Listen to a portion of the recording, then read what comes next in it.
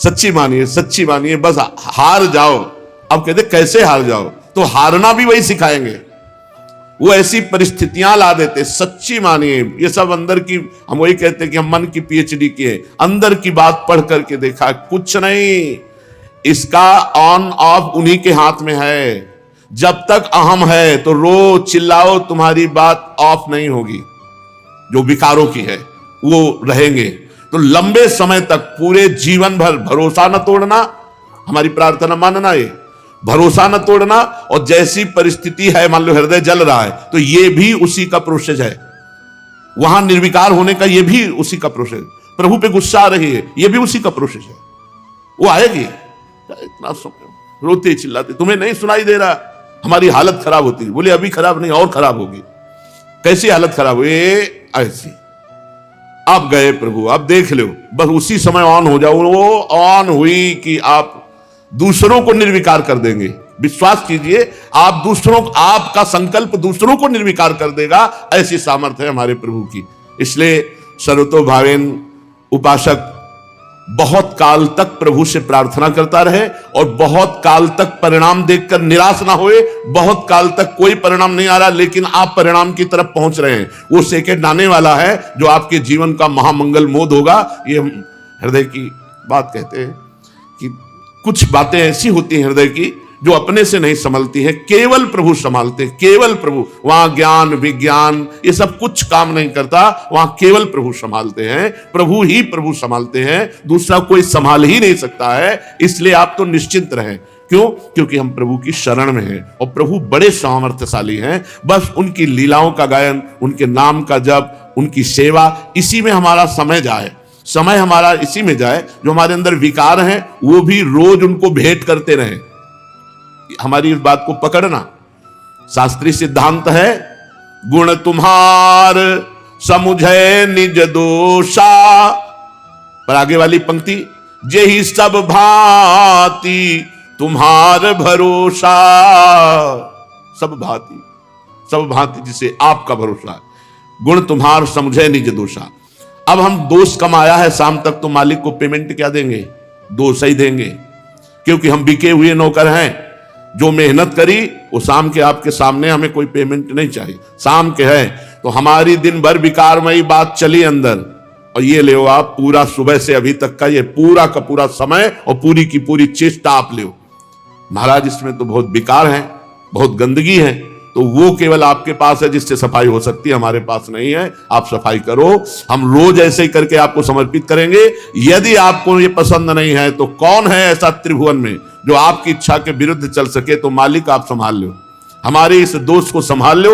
नहीं हम दोष का भंडार आप ही के नाम लिखेंगे, क्योंकि आपके सिवा हमारा स्वामी कोई है नहीं और हमारी सर्वस्व संपत्ति का अधिकार स्वामी पर है। तो हमारा कूड़ा करकट कमाया हुआ वो भी आपके नाम है।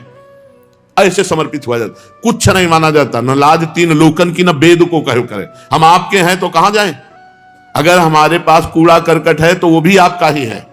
आपको नहीं पसंद है तो आप हटाओ हमारे हृदय से कूड़ा करकट, हमारी सामर्थ्य, ये सब काम, क्रोध लोभ मोह मद मत्सर, ये कूड़ा कर, पूरा भरोसा। आप देखेंगे कि आप चिंतन कर नहीं रहे हैं, आपसे चिंतन करवाया जा रहा है। ऐसा प्रगाढ़ चिंतन, भगवत चिंतन, जिसमें किसी भी तरह का कोई विक्षेप नहीं, कोई आवरण नहीं, सहज चिंतन, ये सब उनकी कृपा से हो जाएगा। पूर्ण शरणागत होने के लिए तैयारी रखो। शरणागति वो करवा लेंगे। कैसी? हम कह रहे हैं हे भगवान हम आपके हैं और जा रहे हैं संसार की तरफ, तो इधर जब जाएंगे तो ऐसा थप्पड़ लगेगा कि अपने आप इधर मुड़ जाओगे। तो कहोगे भगवान के होके थप्पड़ क्यों लगा? क्योंकि इधर जाना था, तुम इधर जा रहे थे ना, तो हाथ जोड़ के सुनने वालों में हम है नहीं। ए भाई इधर मत जाओ, तो उधर ऐसी पिटाई होगी कि उस गली में नहीं जाओगे, इधर अपने आप चलना पड़ेगा। भगवत मार्ग में अपने आप चलना पड़ेगा। शाम विनय नीति, ये हमने बहुत करके देखी, मन नहीं मानता। दाम प्रलोभन दे करके कि अरे सच्चिदानंद सुख मिलेगा, ये भी नहीं मानता। भय नरक दिखा के, ये भी नहीं मानता। चौथी नीति मानता है दंड। शाम दाम भय दंड इसको चाहिए। जब बिना दंड के नहीं सुधरेगा तो वहां दंड पानी है, वो अपने आप सुधार लेंगे और वो ऐसे हिसाब से मारेंगे कि मरोगे नहीं और सतमार्ग में चल दोगे। फिर चिल्लाता है अरे भगवान का हो कैसा? भगवान के हुए थोड़ी थे, वो तो होने के लिए वो सारा का सारा खेल किया था। अगर द्रौपदी जी के वस्त्र अपहरण की लीला ना होती तो वस्त्रावतार ना होता और द्रौपदी की पूर्ण शरणागति ना होती।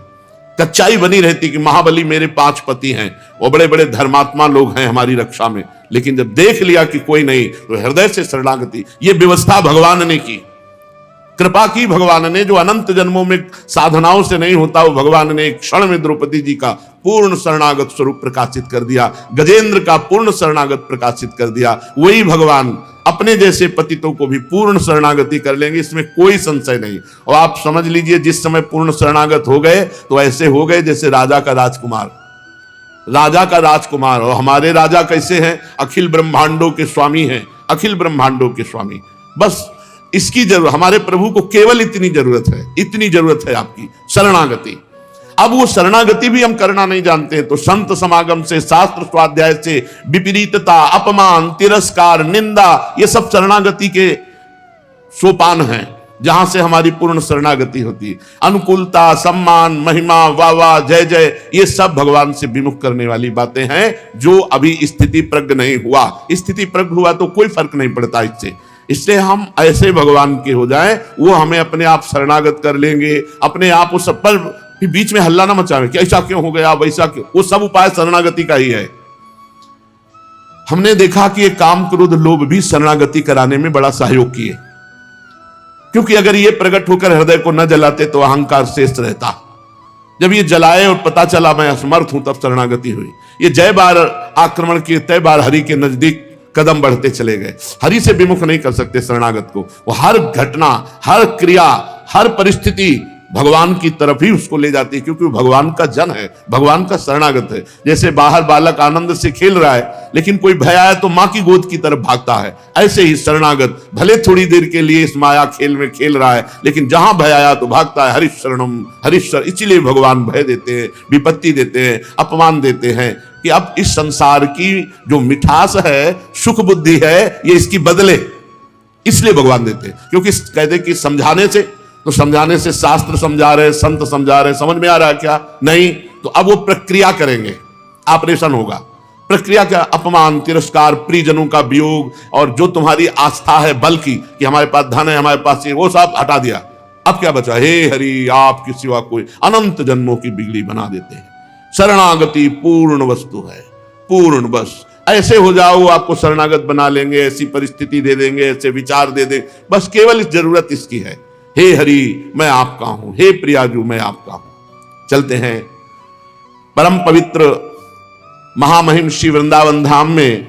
श्रीपाद प्रबोधानंद जी देख रहे हैं, गोविंद स्तार तारम रणयति मुरलिम राधिका हस्ततालिम दत्ते मते वृंदावन भुवि शिखिना मंडली तांडवितानि यर्हश्चर्यानि कुर्यात् स्थगित सकल तत्सत्व वृंदानि लक्ष्मी तत्कांता क्रांत चित्तान्यः धृति मधातर ही वृंदावने कहा। कौन ऐसा है जो ऐसे वृंदावन का त्याग करे, जहां आसपास सहचरी मंडल घेरे हुए हैं, मध्य में रास मंडल पर श्री लालजू महाराज मुरली बजा रहे हैं, और किशोरी जी राधिका हस्त तालीम, किशोरी जी ताली बजा रहे हैं, और एक से एक संगीत की स्वामी सखियां संगीत बजा रहे हैं, और पास में ही दत्तमत्ते ही वृंदावन भुवि शिखना मंडली तांडवितानी, मयूरों की मंडली नृत्य कर रहे। लालजू महाराज गोविंद स्तार तारम रणयति मुरलिम, बहुत आनंदमयी बंसी बजा रहे, सखियां ताल मृदंग पंग वीणा वेणु, और श्री लाडली जू हस्तताली, राधिका हस्त तालीम, और मयूरों की मंडली नृत्य कर रही है। यर्हाश्चर्यानि कुर्यत स्थगित सकल तत्सत्व वृंदानि लक्ष्मी।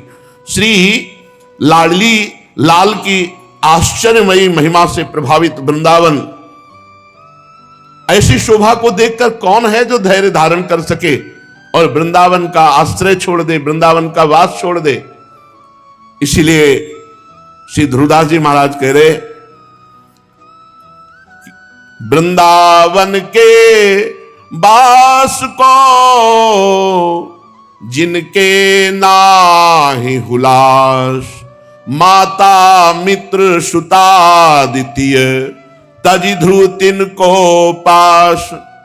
वृंदावन के वास में जो अंतर करे वो हमारा महान शत्रु है। वृंदावन के बसत ही अंतर जो करे आनी, ती सम शत्रु नौर को मन बच के यह जानी। मन वचन कर्म से समझ लो सबसे बड़ा शत्रु है जो हमको वृंदावन धाम से बाहर कर दे। चाहे वो हमारी वृत्ति हो, चाहे वो कोई व्यक्ति हो, चाहे संपत्ति हो, चाहे विपत्ति हो। वृंदावन वास का जिनके हृदय में उल्लास नहीं है, हम उसका स्पर्श भी नहीं कर सकते।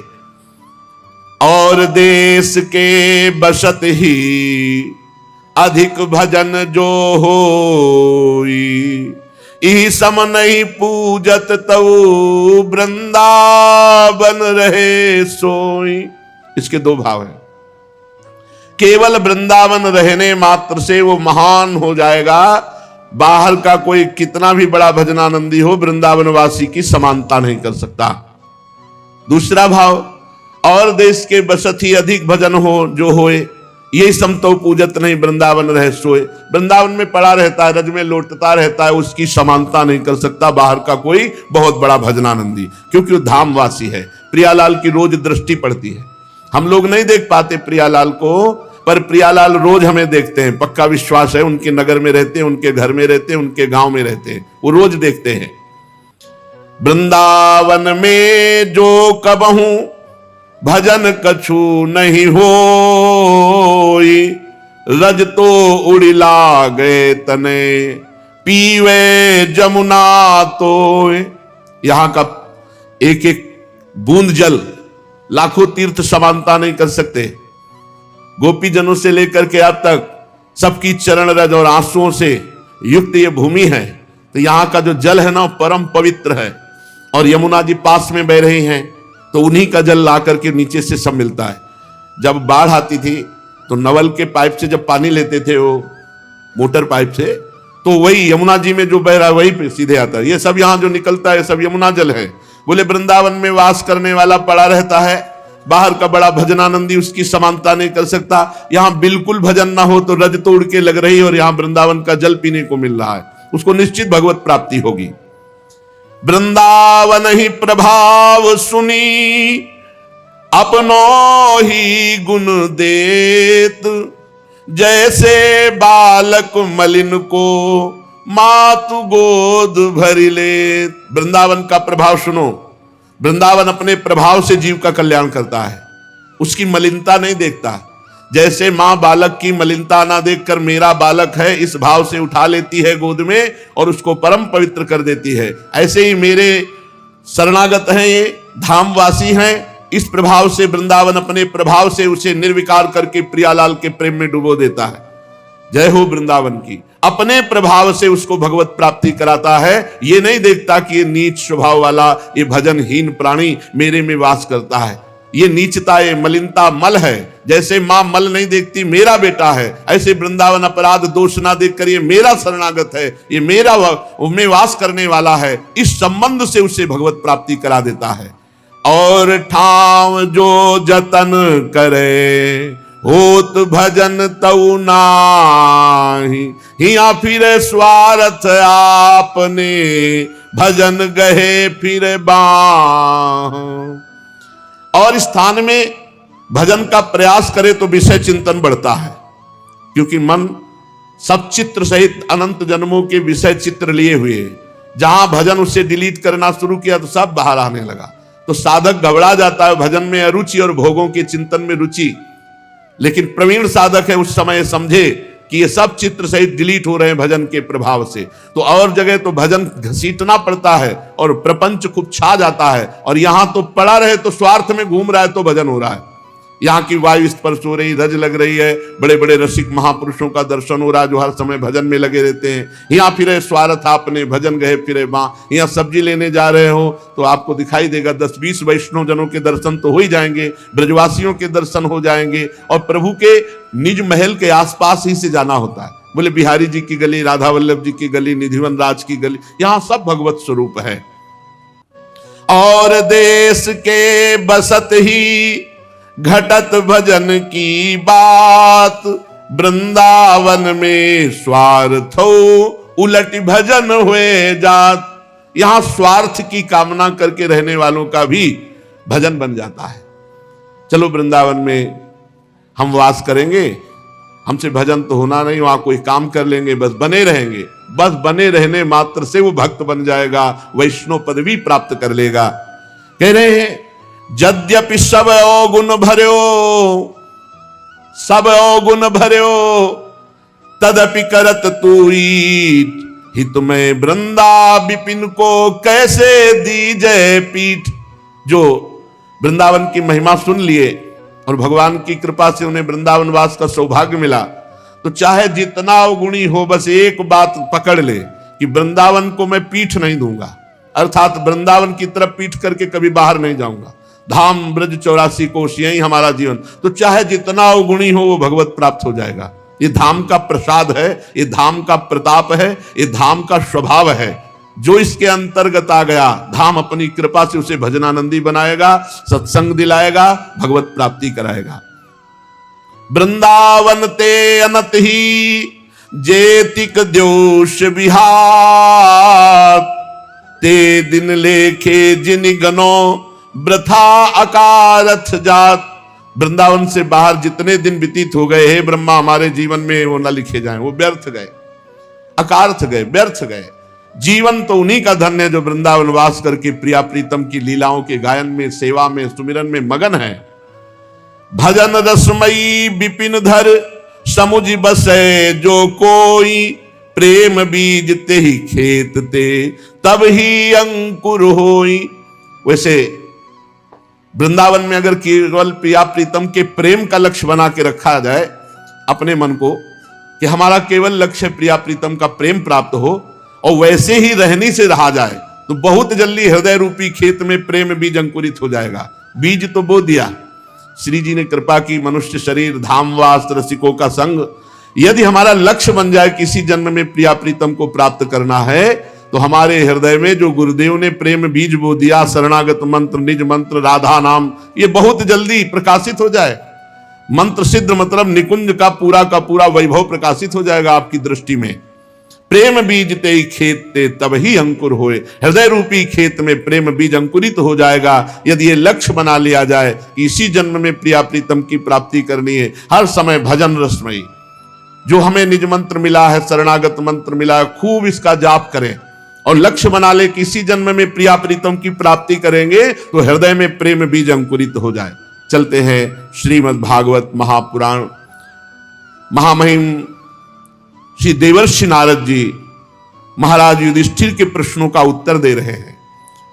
युधिष्ठिर जी ने पूछा कि मन बड़ा चंचल है, इंद्रियां भोगों में लगी हैं और गृहस्थ आश्रम में है, तब तो सब सुविधाएं ही भोगों की हैं। तो महाराज योगी यति ऋषि मुनि बैरागी जन ये तो भगवान का भजन करके भगवान को प्राप्त कर लेंगे, पर ये गृहस्थ लोग कैसे भगवान को प्राप्त करेंगे? विरक्त होकर के धामवास करना, जहां मनावे जैसे मनावे, पड़े हैं जो मिला खा लिया, राधा राधा। लेकिन गृहस्थ तो धाम भी वास नहीं कर सकता, पूरा परिवार है, बच्चे हैं, पढ़ाना लिखाना बड़े कार्य हैं। गृहस्थ आश्रम में जो परम पदवी है वो कैसे प्राप्त हो, ये युधिष्ठिर जी ने देवऋषि नारद जी से प्रश्न किया। गृहस्थ एताम पदवीम विधिनायेन चांजसा, याति देव ऋषे ब्रूहि मादृशो गृह मूढ़धि।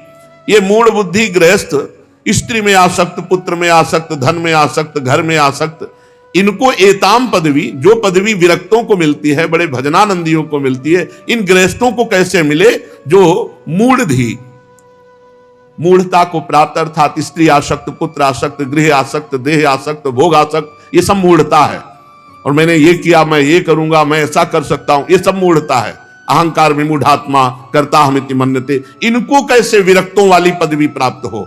तो देवर्षि नारद जी कह रहे, बहुत सुंदर उत्तर है। अगर गृहस्थ जन पकड़ ले तो बहुत आनंद पूर्वक भगवत प्राप्ति हो जाएगी। बहुत सुंदर, इसको जरूर पकड़िएगा। कह रहे गृहेष्वस्थितो राजन क्रिया कुर्वन् गृहोचिता, वासुदेवार्पणम साक्षात् उपासीत महामुनीन। बिल्कुल खुली बात कह दी। राजा युधिष्ठिर से कहा नारद जी ने कि गृहस्थ आश्रम बड़े आराम से, सुख सुविधा से भगवत प्राप्ति कर सकता है। क्या करे?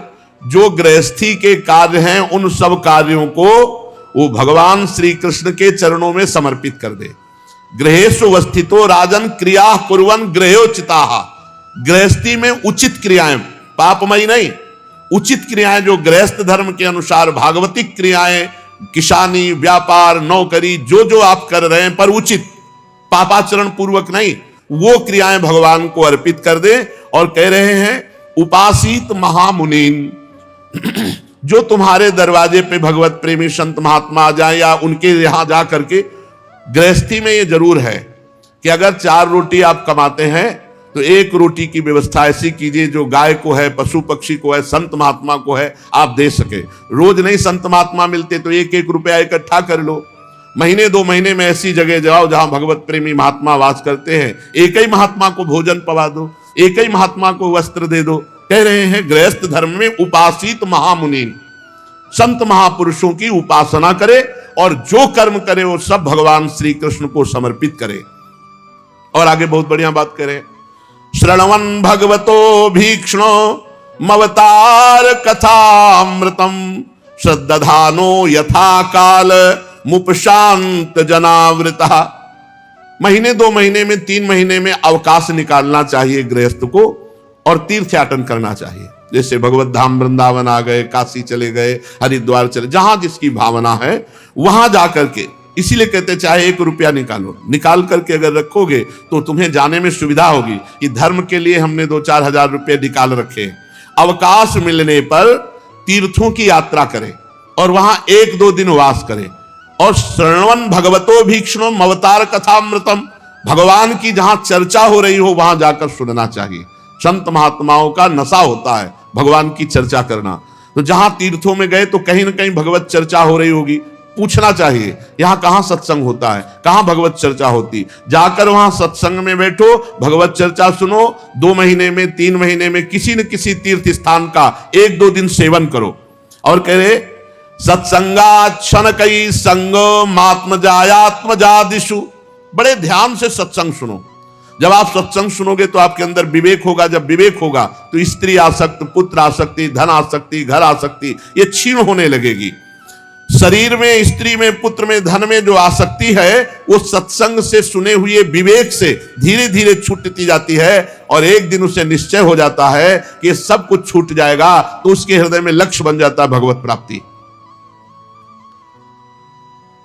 देवर्षि नारद जी ने उपाय बताया, जो भी कर्म करते हो पवित्र कर्म करो, भगवान को समर्पित करो। संत महापुरुषों की सेवा करना गृहस्थ का परम धर्म है। आपके पास बिल्कुल नहीं है, कुछ नहीं है, तो 1 दिन का भोजन छोड़ दीजिए, उपवास कर लीजिए, आप किसी संत को पवा दीजिए। 2-4 महीने में इतना अर्थ एकत्रित कर लीजिए कि आप समीप के तीर्थ स्थान में जा सके और वहां भगवत चर्चा सुने, सत्संग सुने। सत्संग से विवेक उत्पन्न होता है और विवेक से घर परिवार की आसक्ति नष्ट होती है और आसक्ति क्षीण होने पर यह दृढ़ निश्चय होने लगता है कि सब कुछ छूट जाएगा, तो जीवन का परम लक्ष्य है भगवत प्राप्ति। बुद्धिमान पुरुष को आवश्यकता के अनुसार ही घर और शरीर और परिवार का सेवन करना चाहिए। बाहर से खूब प्रेम वाला व्यवहार करे, वो अंदर से भगवान का नाम जप करे, भगवान से प्रेम करे, सोचता रहे कि पता नहीं किस समय पुत्र चला जाएगा या पत्नी चली जाएगी, क्योंकि ये सब नियत समय के लिए इस मृत्यु लोक में आए हुए हैं। अंदर से भगवान का नाम जप करे और बाहर से सबसे व्यवहार ऐसा करे जैसे बहुत प्रेमी आदमी है, वो अंदर से किसी से प्रेम ना करे, अंदर से एकमात्र भगवान से प्रेम करे। बाहर साधारण पुरुष जैसा व्यवहार रखे और अंदर से असाधारण भक्ति का भाव रखे। माता पिता, भाई बंधु, पुत्र मित्र, जाति वाले, रिश्तेदार, नातेदार, ये सबसे प्रेम करे, ममता किसी से ना करे। प्रेम भगवत स्वरूप में, सब में भगवान है, इस भाव से प्रेम करे, ममता किसी से न करे, भीतर ममता न रहने दे, ममता का अनुमोदन न करे।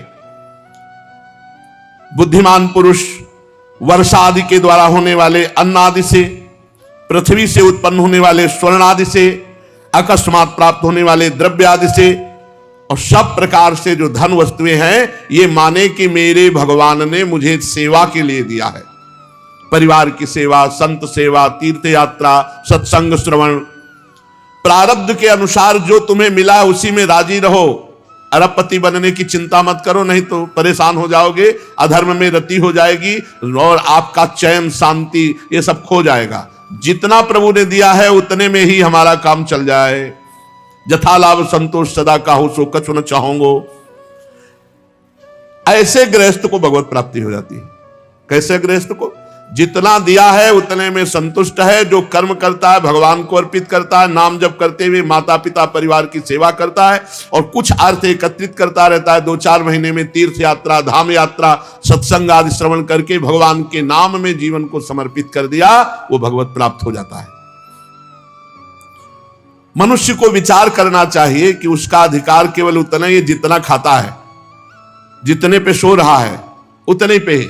बहुत बहुत धनी बनने की चिंता न करे। लोग जितना है उस पे संतुष्ट नहीं है, इसीलिए अशांत है, चिंतित है, इसीलिए अधर्माचरण पापाचरण बन जाता है। जो ये विचार करता है कि मेरे पास सारी वस्तुएं सेवा के लिए हैं, जितना धन दिया, जितनी वस्तुएं हैं वो पर उपकार के लिए है, सेवा के लिए, अपने शरीर की भी सेवा, शरीर संबंधियों की सेवा और अन्य जनों की सेवा, इसी सेवा रूपी परम धर्म से गृहस्थ भगवान को प्राप्त करता है।